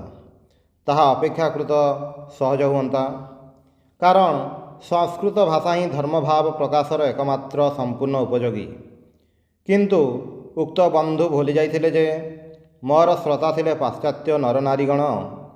ଆଉ ଯଦି ବା କୌଣସି ଭାରତୀୟ ଖ୍ରୀଷ୍ଟିଆନ ମିଶନାରୀ କହିଥିଲେ ଯେ ହିନ୍ଦୁମାନେ ତାଙ୍କର ସଂସ୍କୃତ ଗ୍ରନ୍ଥମାନଙ୍କର ଅର୍ଥ ଭୁଲି ଯାଇଛନ୍ତି, ମିଶନାରୀମାନେ ହିଁ ତାହାର ଅର୍ଥ ଆବିଷ୍କାର କରିଛନ୍ତି, ତଥାପି ମୁଁ ସେହି ସମବେତ ମିଶନାରୀ ମଣ୍ଡଳୀ ମଧ୍ୟରେ ଜଣକୁ ଦେଖିପାରିଲି ନାହିଁ ଯିଏକି ସଂସ୍କୃତ ଭାଷାର ଗୋଟିଏ ପଂକ୍ତି ପର୍ଯ୍ୟନ୍ତ ବୁଝନ୍ତି। କିନ୍ତୁ ସେମାନଙ୍କ ମଧ୍ୟରୁ ଅନେକେ ବେଦ, ବେଦାନ୍ତ ଓ ହିନ୍ଦୁ ଧର୍ମର ଯାବତୀୟ ପବିତ୍ର ଶାସ୍ତ୍ର ସମ୍ବନ୍ଧରେ ସମାଲୋଚନା କରି ବଡ଼ ବଡ଼ ଗବେଷଣାପୂର୍ଣ୍ଣ ପ୍ରବନ୍ଧ ପାଠ କରିଥିଲେ। ମୁଁ କୌଣସି ଧର୍ମର ବିରୋଧୀ, ଏ କଥା ସତ୍ୟ ନୁହେଁ। ମୁଁ ଭାରତୀୟ ଖ୍ରୀଷ୍ଟିଆନ ମିଶନାରୀମାନଙ୍କର ବିରୋଧୀ, ଏ କଥା ମଧ୍ୟ ସେହିପରି ସତ୍ୟ ନୁହେଁ। ତେବେ ମୁଁ ଆମେରିକାରେ ସେମାନଙ୍କର ଟଙ୍କା ଉଠାଇବାର କେତେଗୁଡ଼ିଏ ଉପାୟର ପ୍ରତିବାଦ କରେ। ବାଳକ ବାଳିକାମାନଙ୍କର ପାଠ୍ୟପୁସ୍ତକମାନଙ୍କରେ ଅଙ୍କିତ ସେହି ଚିତ୍ରଗୁଡ଼ିକର ଅର୍ଥ କ'ଣ? ଚିତ୍ରରେ ଅଙ୍କିତ ରହିଛି ହିନ୍ଦୁମାତା ତାହାର ସନ୍ତାନଗଣଙ୍କୁ ଗଙ୍ଗାରେ କୁମ୍ଭୀର ମୁଖକୁ ନିକ୍ଷେପ କରୁଛି। ଜନନୀ କୃଷ୍ଣକାୟା କିନ୍ତୁ ଶିଶୁ ଶ୍ଵେତାଙ୍ଗ ରୂପେ ଅଙ୍କିତ। ଏହାର ଉଦ୍ଦେଶ୍ୟ ଶିଶୁମାନଙ୍କ ପ୍ରତି ଅଧିକ ସହାନୁଭୂତି ଆକର୍ଷଣ ଓ ଅଧିକ ଚାନ୍ଦା ସଂଗ୍ରହ। ଗୋଟିଏ ଛବିରେ ଜଣେ ପୁରୁଷ ତାହାର ସ୍ତ୍ରୀକୁ ନିଜ ହସ୍ତରେ ଏକ କାଷ୍ଠ ସ୍ତମ୍ଭରେ ବାନ୍ଧି ଦାହ କରୁଛି। ଉଦ୍ଦେଶ୍ୟ ସେ ଭୂତ ହୋଇ ତାହାର ସ୍ୱାମୀର ଶତ୍ରୁଗଣଙ୍କୁ ପୀଡ଼ନ କରିବ। ଏ ପ୍ରକାର ଛବିର ଅର୍ଥ କ'ଣ? ବଡ଼ ବଡ଼ ରଥ ରାଶି ରାଶି ମନୁଷ୍ୟଙ୍କୁ ଚାପି ମାରି ପକାଉଛି। ଏହି ସକଳ ଛବିର ଅର୍ଥ କ'ଣ? ସେଦିନ ଆମେରିକାରେ ପିଲାମାନଙ୍କ ପାଇଁ ଖଣ୍ଡିଏ ପୁସ୍ତକ ପ୍ରକାଶିତ ହୋଇଛି। ସେଥିରେ ଜଣେ ପାଦ୍ରୀ ଭଦ୍ରଲୋକ ତାଙ୍କର କଲିକତା ଦର୍ଶନର ବିବରଣ ବର୍ଣ୍ଣନା କରିଛନ୍ତି। ସେ କହିଛନ୍ତି ଯେ କଲିକତା ରାସ୍ତାରେ କେତେକ ଧର୍ମ ଉନ୍ମତ୍ତ ବ୍ୟକ୍ତିଙ୍କ ଉପରେ ଏକ ରଥ ଚାଲିଯିବାର ସେ ନିଜେ ଦେଖିଛନ୍ତି। ମେମ୍ଫିସ୍ ନଗରରେ ମୁଁ ଜଣେ ପାଦ୍ରୀ ଭଦ୍ରଲୋକଙ୍କୁ ପ୍ରଚାର କରୁଥିବା ବେଳେ କହିବାର ଶୁଣିଛି, ଭାରତର ପ୍ରତ୍ୟେକ ପଲ୍ଲୀ ଗ୍ରାମରେ କ୍ଷୁଦ୍ର ଶିଶୁମାନଙ୍କର କଙ୍କାଳପୂର୍ଣ୍ଣ ଗୋଟିଏ ଗୋଟିଏ ପୁଷ୍କରିଣୀ ରହିଛି। ହିନ୍ଦୁମାନେ ଖ୍ରୀଷ୍ଟ ଶିଶୁମାନଙ୍କର କ'ଣ କରିଛନ୍ତି ଯେ ପ୍ରତ୍ୟେକ ଖ୍ରୀଷ୍ଟିଆନ ବାଳକ ବାଳିକାଙ୍କୁ ହିନ୍ଦୁମାନଙ୍କୁ ଦୁଷ୍ଟ, ହତଭାଗା ଓ ପୃଥିବୀ ମଧ୍ୟରେ ଭୟାନକ ଦାନବ ବୋଲି ଡାକିବାକୁ ଶିକ୍ଷା ଦିଆଯାଏ। ସେଠାରେ ବାଳକ ବାଳିକାଙ୍କ ରବିବାସରୀୟ ବିଦ୍ୟାଳୟରେ ଶିକ୍ଷାର ଏକ ଅଂଶ ଏହି ଯେ ଖ୍ରୀଷ୍ଟିଆନ ବ୍ୟତୀତ ଅନ୍ୟ ସମସ୍ତଙ୍କୁ, ବିଶେଷ କରି ହିନ୍ଦୁମାନଙ୍କୁ ଘୃଣା କରିବାକୁ ତାଲିମ ଦେବା, ଯେପରିକି ସେମାନେ ଅତି ପିଲାଦିନୁ ଖ୍ରୀଷ୍ଟିଆନ ମିଶନକୁ ସେମାନଙ୍କର ଚାନ୍ଦା ଦେବା ପାଇଁ ଶିକ୍ଷା କରନ୍ତି। ସତ୍ୟ ପ୍ରତି ସମ୍ମାନ ଦୃଷ୍ଟିରୁ ନହେଲେ ମଧ୍ୟ ଅନ୍ତତଃ ସେମାନଙ୍କର ସନ୍ତାନମାନଙ୍କର ନୀତି ଦୃଷ୍ଟିରୁ ଖ୍ରୀଷ୍ଟିଆନ ମିଶନାରୀମାନଙ୍କର ଏପରି ଭାବକୁ ଆଉ ପ୍ରଶ୍ରୟ ଦେବା ଉଚିତ ନୁହେଁ।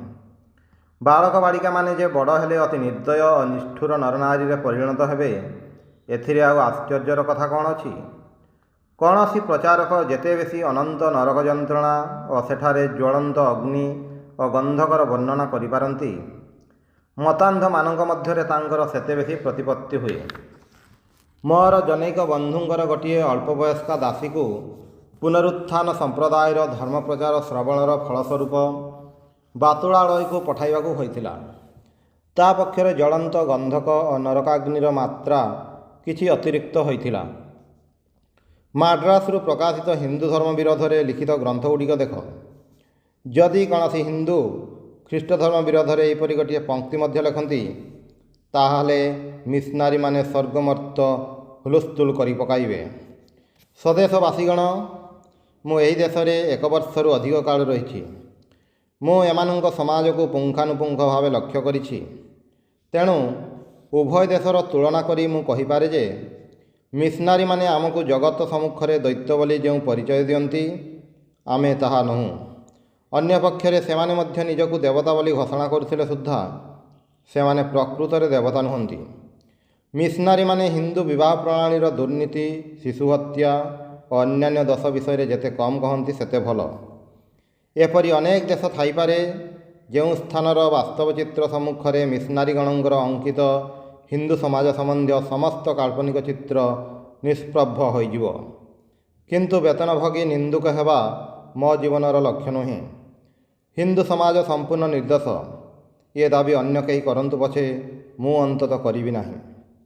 ଏ ସମାଜର ଯେଉଁ ସକଳ ତ୍ରୁଟି ରହିଛି, ଶତ ଶତ ଶତାବ୍ଦୀ ବ୍ୟାପୀ ଦୁର୍ବିପାକ ଫଳରେ ଏହି ସମାଜରେ ଯେଉଁ ସବୁ ଦୋଷ ଜନ୍ମଲାଭ କରିଛି, ସେ ବିଷୟରେ ଅନ୍ୟମାନେ ମୋ ଅପେକ୍ଷା ସମଧିକ ଜ୍ଞାତ ନୁହନ୍ତି। ବୈଦେଶିକ ବନ୍ଧୁଗଣ, ତୁମେମାନେ ଯଦି ଯଥାର୍ଥ ସହାନୁଭୂତିର ସହିତ ସାହାଯ୍ୟ କରିବାକୁ ଆସ, ବିନାଶ କରିବା ଯଦି ତୁମର ଉଦ୍ଦେଶ୍ୟ ନ ହୋଇଥାଏ, ତାହେଲେ ତୁମମାନଙ୍କର ଉଦ୍ଦେଶ୍ୟ ସିଦ୍ଧ ହେଉ, ଏହା ହିଁ ଭଗବାନଙ୍କ ନିକଟରେ ପ୍ରାର୍ଥନା। କିନ୍ତୁ ଯଦି ଏହି ଅବସନ୍ନ ପତିତ ଜାତିର ମସ୍ତକରେ ସମୟ ଅସମୟ ନିର୍ବିଶେଷରେ କ୍ରମାଗତ ଗାଡ଼ି ବର୍ଷଣ କରି ସ୍ୱଜାତିର ନୈତିକ ଶ୍ରେଷ୍ଠତା ଦେଖାଇବା ତୁମମାନଙ୍କର ଉଦ୍ଦେଶ୍ୟ ଥାଏ, ତେବେ ମୁଁ ସ୍ପଷ୍ଟ ଭାବରେ କହିପାରେ ଯେ ଟିକିଏ ନ୍ୟାୟପରତାର ସହିତ ତୁଳନା କଲେ ଦେଖିବେ, ହିନ୍ଦୁମାନେ ନୀତିପରାୟଣ ଜାତି ହିସାବରେ ଜଗତର ଅନ୍ୟାନ୍ୟ ଜାତି ଅପେକ୍ଷା ଅନେକ ଶ୍ରେଷ୍ଠ ଆସନ ପାଇବେ। ଭାରତରେ ଧର୍ମକୁ କୌଣସି କାଳେ କ୍ଷୁଦ୍ର ଗଣ୍ଡି ଭିତରେ ଆବଦ୍ଧ କରି ରଖାଯାଇ ନାହିଁ। କୌଣସି ବ୍ୟକ୍ତିକୁ ତାହାର ଇଷ୍ଟଦେବତା, ସମ୍ପ୍ରଦାୟ ବା ଆଚାର୍ଯ୍ୟ ମନୋନୟନରେ ବାଧା ଦିଆଯାଇ ନାହିଁ। ତେଣୁ ଏଠାରେ ଧର୍ମର ଯେପରି ଉନ୍ନତି ହୋଇଥିଲା, ଅନ୍ୟ କୌଣସିଠାରେ ସେପରି ହୋଇପାରି ନାହିଁ। ଅନ୍ୟପକ୍ଷରେ ଧର୍ମ ଭିତରେ ଏହି ନାନା ଭାବର ବିକାଶ ପାଇଁ ଏକ ସ୍ଥିର ବିନ୍ଦୁର ଆବଶ୍ୟକ ହେଲା। ସମାଜ ଏହି ଅଚଳ ବିନ୍ଦୁ ରୂପେ ଗୃହୀତ ହେଲା। ଏହା ଫଳରେ ସମାଜ କଠୋର ଶାସନରେ ପୂର୍ଣ୍ଣ ଓ ଏକ ପ୍ରକାର ଅଚଳ ହୋଇଉଠିଲା। କାରଣ ସ୍ୱାଧୀନତା ହିଁ ଉନ୍ନତିର ଏକମାତ୍ର ସହାୟ। କିନ୍ତୁ ପାଶ୍ଚାତ୍ୟ ଦେଶମାନଙ୍କରେ ସମାଜ ଥିଲା ବିଭିନ୍ନ ଭାବର ବିକାଶର କ୍ଷେତ୍ର ଓ ଧର୍ମ ଥିଲା ସ୍ଥିର ବିନ୍ଦୁ। ପ୍ରତିଷ୍ଠିତ ଚର୍ଚ୍ଚ ସହିତ ଏକମତ ହେବା ୟୁରୋପୀୟ ଧର୍ମର ମୂଳମନ୍ତ୍ର। ଏପରିକି ବର୍ତ୍ତମାନ ସୁଦ୍ଧା ତାହା ହିଁ ରହିଛି।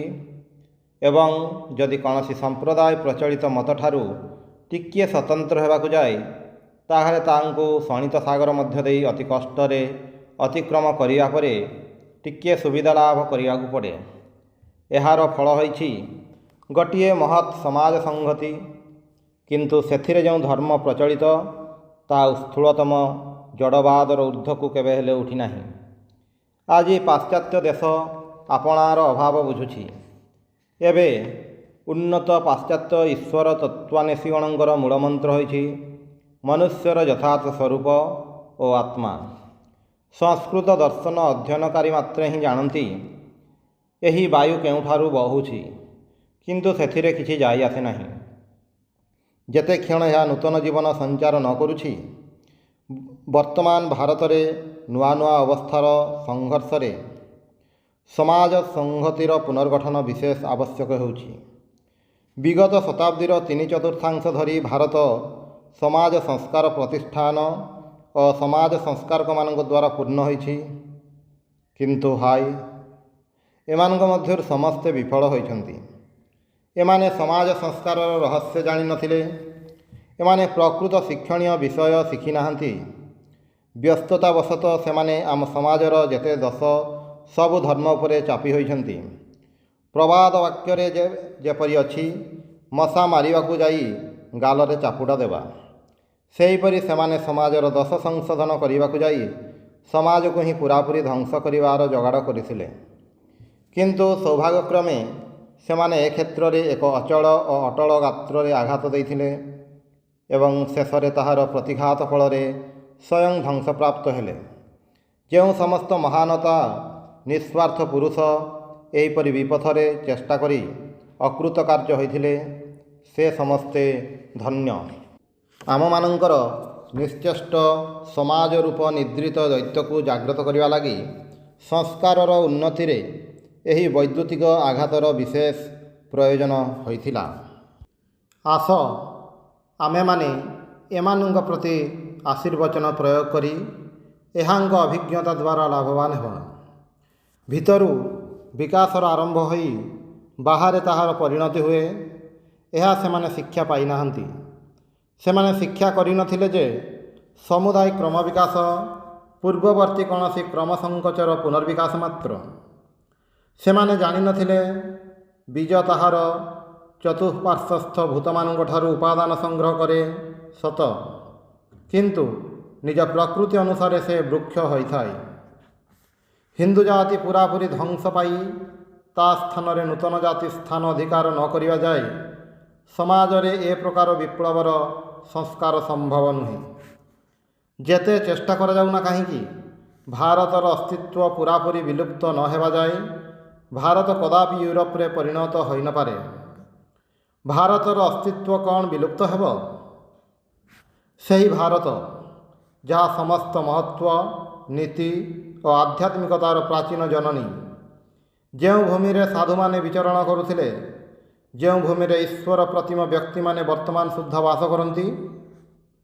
ହେ ଭ୍ରାତୃଗଣ, ମୁଁ ସେହି ଏଥେନ୍ସର ସାଧୁ ଡାୟୋଜେନିସ୍ଙ୍କର ଲଣ୍ଠନ ନେଇ ଏହି ସୁବିଶାଳ ଜଗତର ପ୍ରତ୍ୟେକ ନଗର, ଗ୍ରାମ ଓ ଅରଣ୍ୟରେ ଅନ୍ୱେଷଣ କରିବା ଲାଗି ତୁମର ପଛେ ପଛେ ଯିବାକୁ ପ୍ରସ୍ତୁତ। କିନ୍ତୁ ଅନ୍ୟ ସ୍ଥାନରେ ଏ ପ୍ରକାର ବ୍ୟକ୍ତି ଯଦି ପାଅ ତ ଦେଖାଅ। ଏହି ପ୍ରବାଦ ଠିକ୍ ଯେ ଫଳ ଦେଖି ଗଛକୁ ଚିହ୍ନାଯାଏ। ଭାରତର ପ୍ରତ୍ୟେକ ଆମ୍ର ବୃକ୍ଷର ପାଦଦେଶରେ ଉପବେଶନ କରି ବୃକ୍ଷରୁ ପତିତ କୀଟଦଷ୍ଟ ବହୁ ଅପକ୍ୱ ଆମ୍ବ ସଂଗ୍ରହ କର ଏବଂ ସେଥିରୁ ପ୍ରତ୍ୟେକଟି ବିଷୟରେ 100ଟି ଖୁବ୍ ଗବେଷଣାପୂର୍ଣ୍ଣ ଗ୍ରନ୍ଥ ରଚନା କର। ତଥାପି ତୁମେ ଗୋଟିଏ ଆମ୍ବ ସମ୍ବନ୍ଧରେ ମଧ୍ୟ ସଠିକ୍ ତତ୍ତ୍ୱ ଲେଖିପାରିବ ନାହିଁ। ଗୋଟିଏ ସୁପକ୍ୱ ସରସ ମଧୁର ଆମ୍ବ ତଳି ତାହାକୁ ଆସ୍ୱାଦ କରିବା ମାତ୍ରେ ବୁଝିବ ତୁମେ ଆମ୍ବର ପ୍ରକୃତ ଗୁଣ ବିଦିତ ହୋଇଛ ଓ ତାହାର ପ୍ରକୃତ ବର୍ଣ୍ଣନା କରିପାରିବ।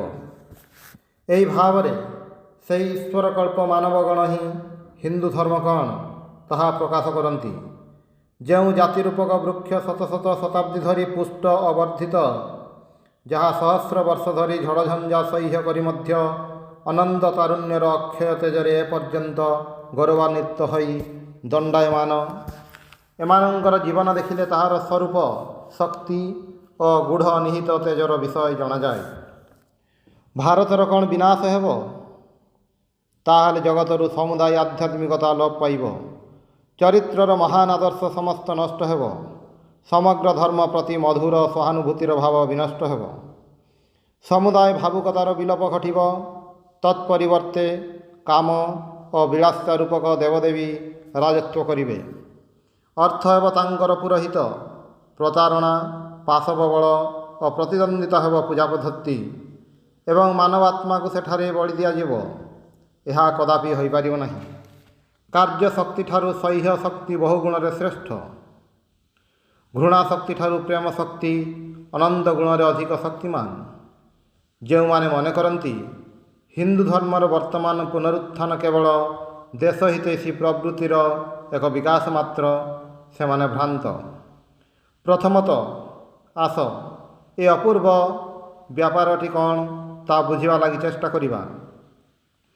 ଏହା କ'ଣ ଆଶ୍ଚର୍ଯ୍ୟ ନୁହେଁ ଯେ ଏକ ଦିଗରେ ଯେପରି ଆଧୁନିକ ବୈଜ୍ଞାନିକ ଗବେଷଣାର ପ୍ରବଳ ଆକ୍ରମଣରେ ପାଶ୍ଚାତ୍ୟ ସମତାନ୍ଧ ଧର୍ମସମୂହର ପ୍ରାଚୀନ ଦୁର୍ଗ ସବୁ ଧୂଳିସାତ ହେଉଛି, ଏକ ଦିଗରେ ଯେପରି ଆଧୁନିକ ବିଜ୍ଞାନର ହାତୁଡ଼ି ଆଘାତରେ ବିଶ୍ୱାସ ଅଥବା ଅଧିକାଂଶ ଗିର୍ଜା ସମିତିର ସମ୍ମତିମୂଳକ ସମସ୍ତ ଧର୍ମମତ ରୂପକ ମୃତ୍ପାତ୍ର ଗୁଣ୍ଡ ହୋଇ ଛତୁ ହୋଇଯାଉଛି, ଏକ ଦିଗରେ ଯେପରି ଆକ୍ରମଣାତ୍ମକ ଆଧୁନିକ ଚିନ୍ତାର କ୍ରମବର୍ଦ୍ଧନଶୀଳ ସ୍ରୋତ ସହିତ ନିଜକୁ ମିଳାଇବାକୁ ଯାଇ ପାଶ୍ଚାତ୍ୟ ଧର୍ମମତ ସକଳ କିଂକର୍ତ୍ତବ୍ୟ ବିମୂଢ଼ ହୋଇପଡ଼ୁଛନ୍ତି, ଏକ ଦିଗରେ ଯେପରି ଅପର ସମୁଦାୟ ଧର୍ମପୁସ୍ତକର ମୂଳଗ୍ରନ୍ଥରୁ ଆଧୁନିକ ଚିନ୍ତା କ୍ରମବର୍ଦ୍ଧନଶୀଳ ତାଡ଼ନାବଶତଃ ଯଥାସମ୍ଭବ ବିସ୍ତୃତ ଓ ଉଦାର ଅର୍ଥ ଉଦ୍ଧାର କରିଯାଇଛି ଏବଂ ସେମାନଙ୍କ ମଧ୍ୟରୁ ଅଧିକାଂଶ ହିଁ ସେହି ଚାପ ଦ୍ୱାରା ଭଗ୍ନ ହୋଇ ଅପ୍ରୟୋଜନୀୟ ଦ୍ରବ୍ୟ ଭଣ୍ଡାରରେ ରକ୍ଷିତ ହୋଇଛି,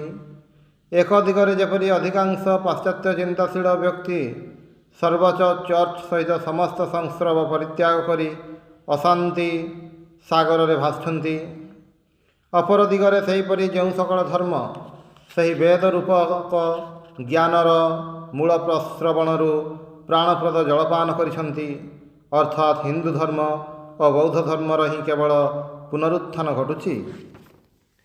ଅଶାନ୍ତ ପାଶ୍ଚାତ୍ୟ ନାସ୍ତିକ ବା ଅଜ୍ଞବାଦୀ କେବଳ ଗୀତା ବା ଧମ୍ମପଦରେ ସ୍ୱୀୟ ଆଶ୍ରୟ ଲାଭ କରିଥାନ୍ତି, ଯେଉଁଠାରେ ତାଙ୍କର ମନ ଶାନ୍ତ ଓ ନିଶ୍ଚିନ୍ତ ହୋଇପାରେ। ଅଦୃଷ୍ଟ ଚକ୍ର ଘୁରି ଯାଇଛି। ଯେଉଁ ହିନ୍ଦୁ ନୈରାଶ୍ୟ ଅଶ୍ରୁ ପରିପ୍ଲୁତ ନେତ୍ରରେ ନିଜ ବାସଭବନକୁ ଆତତାୟୀ ପ୍ରଦତ୍ତ ଅଗ୍ନିରେ ବେଷ୍ଟିତ ଦେଖୁଥିଲେ, ସେ ବର୍ତ୍ତମାନ ଆଧୁନିକ ଚିନ୍ତାର ପ୍ରବଳ ଆଲୋକରେ ଧୂମ ଅପସାରିତ ହେବା ପରେ ଦେଖୁଛନ୍ତି ଯେ ତାଙ୍କର ଗୃହ ହିଁ ଏକମାତ୍ର ନିଜ ବଳରେ ଦଣ୍ଡାୟମାନ ରହିଛି ଏବଂ ଆଉ ଅନ୍ୟ ସମସ୍ତ ଧ୍ୱଂସ ପାଇଛି କିମ୍ବା ହିନ୍ଦୁ ଆଦର୍ଶ ଅନୁସାରେ ପୁନର୍ଗଠିତ ହେଉଛି। ଏବେ ହିନ୍ଦୁ ନିଜର ଅଶ୍ରୁମୋଚନ କରି ଦେଖିପାରିଛନ୍ତି ଯେ ଯେଉଁ କୁଠାର ସେହି ଊର୍ଦ୍ଧ୍ୱମୂଳ ଅଧଶାଖ ଅଶ୍ୱତ୍ଥର ମୂଳଦେଶ ଛେଦନ କରିବାକୁ ଚେଷ୍ଟା କରିଥିଲା, ତାହା ବାସ୍ତବରେ ଅସ୍ତ୍ର ଚିକିତ୍ସକର ଛୁରୀର କାର୍ଯ୍ୟ ସାଧନ କରିଛି। ସେ ଦେଖୁଛନ୍ତି ତାଙ୍କର ଧର୍ମ ରକ୍ଷା କରିବା ପାଇଁ ତାଙ୍କ ଶାସ୍ତ୍ରର ବିକୃତ ଅର୍ଥ କିମ୍ବା କୌଣସି ପ୍ରକାର କପଟତା କରିବାର ଆବଶ୍ୟକତା ନାହିଁ। କେବଳ ତାହା ନୁହେଁ, ସେ ତାଙ୍କର ଶାସ୍ତ୍ରର ନିମ୍ନ ଅଙ୍ଗଗୁଡ଼ିକୁ ନିମ୍ନ ବୋଲି କହିପାରନ୍ତି, କାରଣ ଅରୁନ୍ଧତୀ ଦର୍ଶନ ନ୍ୟାୟ ଅନୁସାରେ ତାହା ନିମ୍ନ ଅଧିକାରୀମାନଙ୍କ ପାଇଁ ବିହିତ। ସେହି ପ୍ରାଚୀନ ଋଷିଗଣଙ୍କୁ ଧନ୍ୟବାଦ, ଯେଉଁମାନେ ଏ ପ୍ରକାର ସର୍ବବ୍ୟାପୀ ଓ ସଦା ବିସ୍ତାରଶୀଳ ଧର୍ମ ପ୍ରଣାଳୀ ଆବିଷ୍କାର କରିଛନ୍ତି। ତାହା ଜଡ଼ ରାଜ୍ୟରେ ଆବିଷ୍କୃତ ହୋଇଥିବା ଓ ହେବାକୁ ଥିବା ସମସ୍ତ ବିଷୟକୁ ସାଦରେ ଗ୍ରହଣ କରିପାରେ। ସେ ଏ ସମସ୍ତଙ୍କୁ ନୂତନ ଭାବରେ ବୁଝିବାକୁ ଶିଖିଛନ୍ତି ଏବଂ ଆବିଷ୍କାର କରିଛନ୍ତି ଯେ ଯେଉଁ ସମସ୍ତ ଆବିଷ୍କ୍ରିୟା ପ୍ରତ୍ୟେକ ସୀମାବଦ୍ଧ କ୍ଷୁଦ୍ର ଧର୍ମ ସମ୍ପ୍ରଦାୟ ପକ୍ଷରେ ଏତେ କ୍ଷତିକାରକ ହୋଇଛି, ତାହା ତାଙ୍କର ପୂର୍ବପୁରୁଷଗଣଙ୍କ ଧ୍ୟାନଲବ୍ଧ ତୁରୀୟ ଭୂମିରୁ ଆବିଷ୍କୃତ ସତ୍ୟସମୂହର ବୁଦ୍ଧି ଓ ଇନ୍ଦ୍ରିୟ ଜ୍ଞାନ ଭୂମିରେ ପୁନଃ ଆବିଷ୍କାର ମାତ୍ର। ଏହି କାରଣରୁ ତାଙ୍କର କିଛି ହେଲେ ତ୍ୟାଗ କରିବା ଆବଶ୍ୟକ ନାହିଁ କିମ୍ବା ଅନ୍ୟ କିଛି ଖୋଜିବା ଲାଗି ଆଉ କେଉଁଠାକୁ ଯିବା ମଧ୍ୟ ପ୍ରୟୋଜନ ନାହିଁ।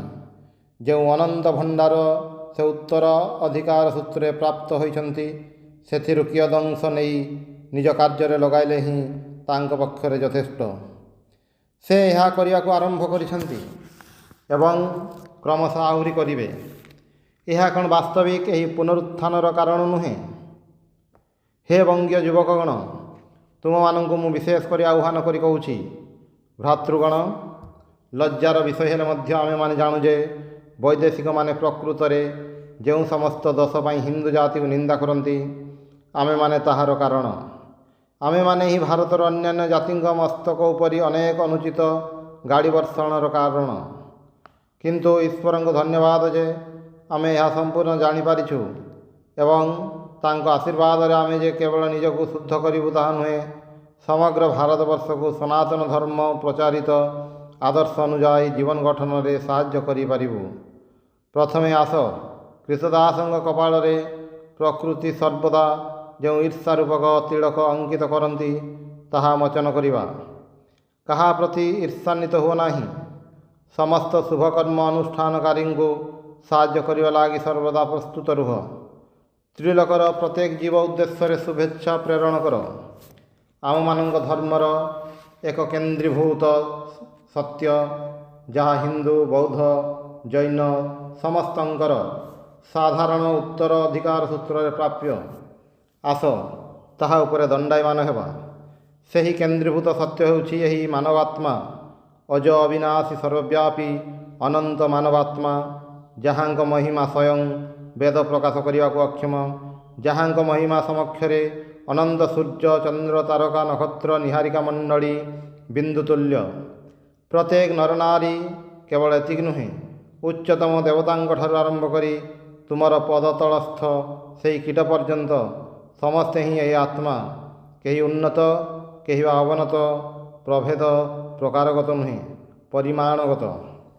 ଆତ୍ମାର ଏହି ଅନନ୍ତ ଶକ୍ତି ଜଡ଼ ଉପରେ ପ୍ରୟୋଗ କଲେ ଭୌତିକ ଉନ୍ନତି ହୁଏ, ଚିନ୍ତା ଉପରେ ପ୍ରୟୋଗ କଲେ ମନୀଷାର ବିକାଶ ହୁଏ ଏବଂ ନିଜ ଉପରେ ପ୍ରୟୋଗ କଲେ ମନୁଷ୍ୟକୁ ଈଶ୍ୱରରେ ପରିଣତ କରେ। ପ୍ରଥମତଃ ଆସ ଆମେମାନେ ଦେବତ୍ୱ ଲାଭ କରିବା ଏବଂ ପରେ ଅପରକୁ ଦେବତା ହେବାକୁ ସାହାଯ୍ୟ କରିବା। ନିଜେ ସିଦ୍ଧ ହୋଇ ଅନ୍ୟକୁ ସିଦ୍ଧ ହେବାରେ ସାହାଯ୍ୟ କର। ଏହା ହିଁ ଆମର ମୂଳମନ୍ତ୍ର ହେଉ। ମନୁଷ୍ୟକୁ ପାପୀ ବୋଲି କହ ନାହିଁ, ତାହାକୁ କହ ତୁମେ ବ୍ରହ୍ମ। ଯଦି ବା କେହି ଶୈତାନ ଥାଏ, ତଥାପି ଆମେମାନେ ବ୍ରହ୍ମକୁ ହିଁ ସ୍ମରଣ କରିବା ଉଚିତ, ଶୈତାନକୁ ନୁହେଁ। ଯଦି ଗୃହ ଅନ୍ଧକାର ଥାଏ, ତାହେଲେ ସର୍ବଦା ଅନ୍ଧକାର ଅନ୍ଧକାର କହି ଦୁଃଖ ପ୍ରକାଶ କଲେ ଅନ୍ଧକାର ଦୂର ହେବ ନାହିଁ। ଆଲୋକ ନେଇ ଆସ। ଜାଣି ରଖ, ଯାହା କିଛି ଅଭାବାତ୍ମକ, ଯାହା କିଛି ପୂର୍ବବର୍ତ୍ତୀ ଭାବଗୁଡ଼ିକୁ କେବଳ ନଷ୍ଟ କରିବାରେ ନିଯୁକ୍ତ, ଯାହା କିଛି କେବଳ ଦର୍ଶନାତ୍ମକ, ତାହା ନିଶ୍ଚୟ ଦୂର ହୋଇଯିବ।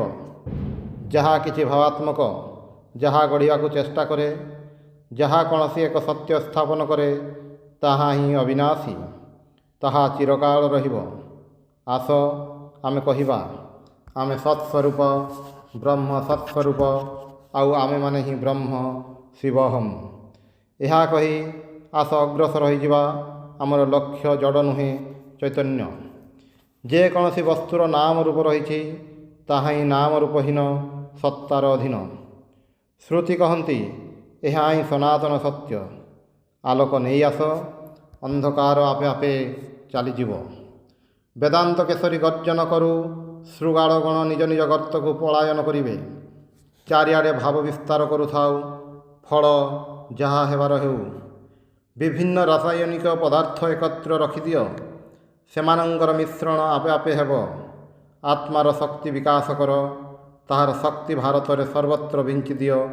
ଯାହା କିଛି ପ୍ରୟୋଜନ ତାହା ଆପଣା ଛାଏଁ ଆସିବ। ତୁମମାନଙ୍କର ଆଭ୍ୟନ୍ତରୀଣ ବ୍ରହ୍ମଭାବ ପରିସ୍ଫୁଟ କର। ଅନ୍ୟ ସମୁଦାୟ ତାହାର ଚତୁର୍ଦିଗରେ ସାମଞ୍ଜସ୍ୟ ଭାବରେ ବିନ୍ୟସ୍ତ ହେବ। ବେଦରେ ବର୍ଣ୍ଣିତ ଇନ୍ଦ୍ର ବିରୋଚନ ସମ୍ବାଦ ସ୍ମରଣ କର।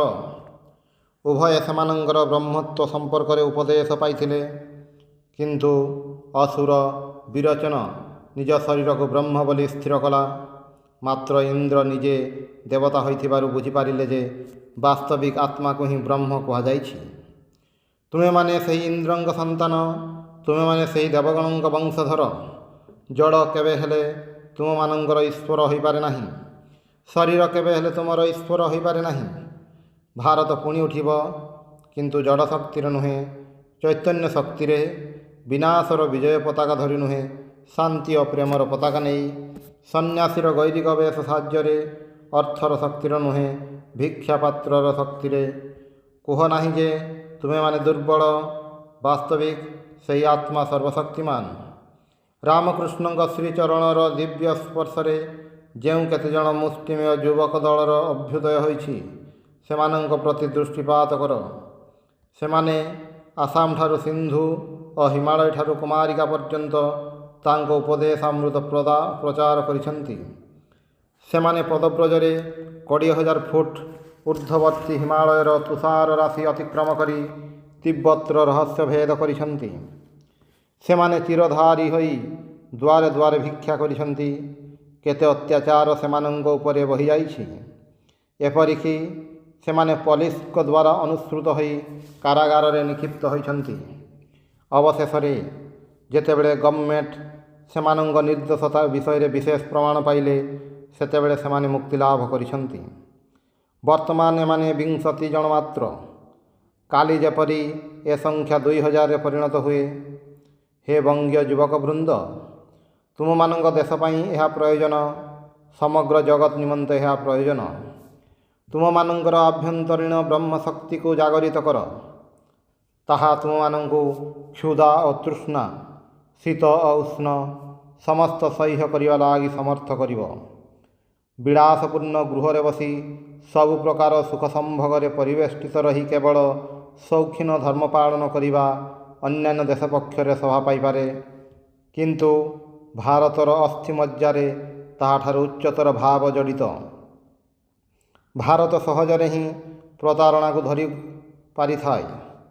ତୁମକୁ ତ୍ୟାଗ କରିବାକୁ ପଡ଼ିବ। ମହତ୍ ହୁଅ। ସ୍ୱାର୍ଥ ତ୍ୟାଗ ବ୍ୟତୀତ କୌଣସି ମହତ୍ କାର୍ଯ୍ୟ ସାଧିତ ହୋଇପାରେ ନାହିଁ। ପୁରୁଷ ସ୍ୱୟଂ ଜଗତ ସୃଷ୍ଟି କରିବା ନିମନ୍ତେ ନିଜର ସ୍ୱାର୍ଥ ତ୍ୟାଗ କଲେ, ଆପଣାକୁ ବଳିଦେଲେ। ତୁମେମାନେ ସମସ୍ତ ପ୍ରକାର ଆରାମ, ସୁଖ ସ୍ୱାଚ୍ଛନ୍ଦ୍ୟ, ନାମ ଯଶ ଅଥବା ପଦବୀ, ଏପରିକି ଜୀବନ ପର୍ଯ୍ୟନ୍ତ ବିସର୍ଜନ ଦେଇ ମାନବ ରୂପକ ଶୃଙ୍ଖଳରେ ଗଠିତ ଏପରି ଏକ ସେତୁ ନିର୍ମାଣ କର, ଯାହା ଉପର ଦେଇ ଲକ୍ଷ ଲକ୍ଷ ଲୋକ ଏହି ଜୀବନ ସମୁଦ୍ର ପାରି ହୋଇପାରିବେ। ସବୁ ପ୍ରକାର ମଙ୍ଗଳକର ଶକ୍ତିକୁ ଏକତ୍ରୀଭୂତ କର। ତୁମେ ଯେଉଁ ପତାକା ତଳେ ଯାତ୍ରା କରୁଛ, ସେ ଦିଗକୁ ଲକ୍ଷ୍ୟ କର ନାହିଁ। ତୁମର ପତାକା ନୀଳ, ସବୁଜ ବା ଲୋହିତ, ଏଥିପ୍ରତି ଭ୍ରୂକ୍ଷେପ କର ନାହିଁ। କିନ୍ତୁ ଏସବୁ ରଙ୍ଗକୁ ମିଶାଇ ପ୍ରେମ ରୂପକ ଶ୍ୱେତବର୍ଣ୍ଣର ତୀବ୍ର ଜ୍ୟୋତି ପ୍ରକାଶ କର। ଆମମାନଙ୍କର ଆବଶ୍ୟକ କାର୍ଯ୍ୟ କରିଯିବା, ଫଳ ଯାହା ତାହା ଆପେ ଆପେ ହେବ। ଯଦି କୌଣସି ସାମାଜିକ ନିୟମ ତୁମର ବ୍ରହ୍ମଲାଭର ପ୍ରତିକୂଳ ହୁଏ, ତାହା ଆତ୍ମଶକ୍ତି ସମ୍ମୁଖରେ ଆଉ ତିଷ୍ଠି ପାରିବ ନାହିଁ। ଭବିଷ୍ୟତ କ'ଣ ହେବ ତାହା ମୁଁ ଦେଖିପାରୁନାହିଁ, କିମ୍ବା ଦେଖିବା ପାଇଁ ମୋର ଆଗ୍ରହ ମଧ୍ୟ ନାହିଁ। କିନ୍ତୁ ମୁଁ ଯେପରି ଦିବ୍ୟ ଚକ୍ଷୁରେ ଦେଖୁଛି ଯେ ଆମର ସେହି ପ୍ରାଚୀନା ଜନନୀ ପୁନର୍ବାର ଜାଗରିତ ହୋଇଛନ୍ତି, ପୂର୍ବାପେକ୍ଷା ଅଧିକ ମହିମାନ୍ୱିତ ହୋଇ ପୁନର୍ବାର ନବଯୌବନଶାଳିନୀ ହୋଇ ତାଙ୍କର ସିଂହାସନରେ ବସିଛନ୍ତି। ଶାନ୍ତି ଓ ଆଶୀର୍ବାଣୀ ପ୍ରୟୋଗ ସହକାରେ ତାଙ୍କର ନାମ ସମଗ୍ର ଜଗତରେ ଘୋଷଣା କର। ସେପ୍ଟେମ୍ବର 1894 ଖ୍ରୀଷ୍ଟାବ୍ଦ, ବୋଷ୍ଟନ। କର୍ମ ପ୍ରେମରେ ଚିରକାଳ ତୁମମାନଙ୍କର ବିବେକାନନ୍ଦ। ଓಂ ଶାନ୍ତି ଶାନ୍ତି ଶାନ୍ତି। ହରି ଓಂ ତତ୍ସତ୍।